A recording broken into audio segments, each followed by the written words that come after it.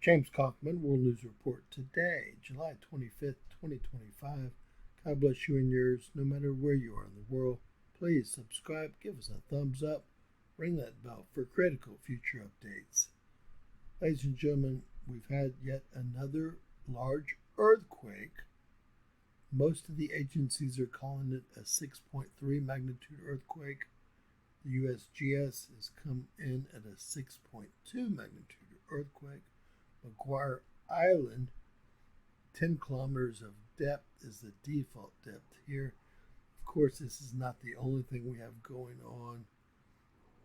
We had near Fiji and Tonga a 6.6 late yesterday with an associated tsunami warning at 314.2 kilometers of depth.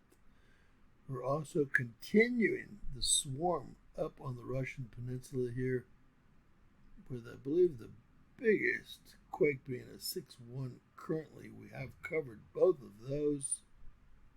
This 6.2, 6.3 has an aftershock of a 5.7. That's quite an aftershock there. Let's get some additional information on this, but before we do that, I'm going to explain to you guys why we're seeing such a large uptick in earthquake activity. Now, I usually do this at the end of the videos. However, I know a lot of people don't make it that far, so I thought I would show you what we're dealing with here. Earth is moving into a situation where it has a geomagnetic connection to Mercury, Pluto, Saturn, Neptune, and very soon Venus and Eris and Uranus and Jupiter. So the pink color represents a geomagnetic connection with Earth to these planets here. These are gas giants out here. Now, what we're really looking at here is a lineup with Earth, the Moon, Mercury, and our Sun. And, well, we'll have to add all the geomagnetic connections into that equation. The Moon plays the biggest part in the equation.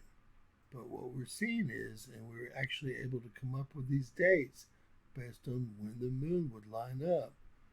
24th and 25th, we guessed that we would see earthquake activity. I think we're looking for more earthquake activity around the 30th, 31st, additional earthquake activity around the 8th, and there are some dates that are further into the future, but we won't go over those right now.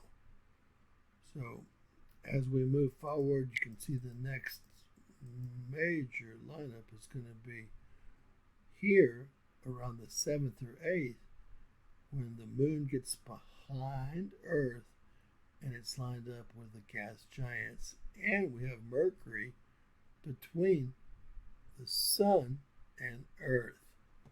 So that's our next date, the 7th or 8th. Now, I didn't make any of that up. Radio Corporation of America did the study for the U.S. Army as we were getting into World War II, because we had so many problems with communications, i.e. the sun was very active, and they were trying to determine if they could find out when the sun was going to flare. And a lot of it had to do with planetary alignments and positions.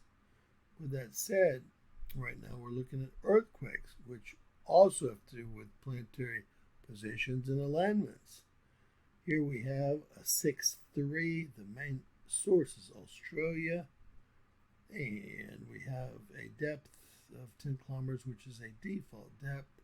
The Germans came in at a 6.2. Raspberry Shake also a 6.2, both at the default depth of 10 kilometers. Let's get some detailed information and see how strong this quake really was. We have a very strong magnitude 6.3 earthquake south of Australia there. Taking a look at some earthquake details, we see we have a magnitude 6.3 earthquake here Australia is our main reporting agency, and it released 2.7 atomic bombs worth of energy. So a very large quake, but not the biggest quake we've seen. Comparing earthquake data via different agencies, we have Australia coming in at 6.3 default depth, 10 kilometers. We see the asterisks there, and we see the note on the bottom. Depth given as 10 kilometers is not a dome. It often means that the depth of the quake could not be determined with sufficient accuracy. Next up, we have Germany coming in at a 6.2, also a default depth, followed by Raspberry Shake, a 6.2, also a default depth. Then we have the French coming in at a 5.44. Their instruments must be different from everyone else's. Default depth 10 kilometers. The Italians coming in at a 6.2, 23 kilometers of depth. We have the Europeans coming in at 6.2, default depth 10 kilometers. We have the USGS coming in at 6.2, and that's going to be a default depth of 10 kilometers. Finally, it looks like we have the Incorporated Research Institute for Seismology coming in at a 6.2, which seems to be the consensus for the default depth of 10 kilometers. Our main reporting source has called this out as a 6.3 magnitude earthquake. So what's the story? This is our third 6.0 magnitude earthquake, or larger, in the last 24 hours. One up on the Russian peninsula, one up near Fiji and Tonga, and one, south of Australia here. And it came in at a 6.2, i.e. 6.3, depending on your source. That said, God bless.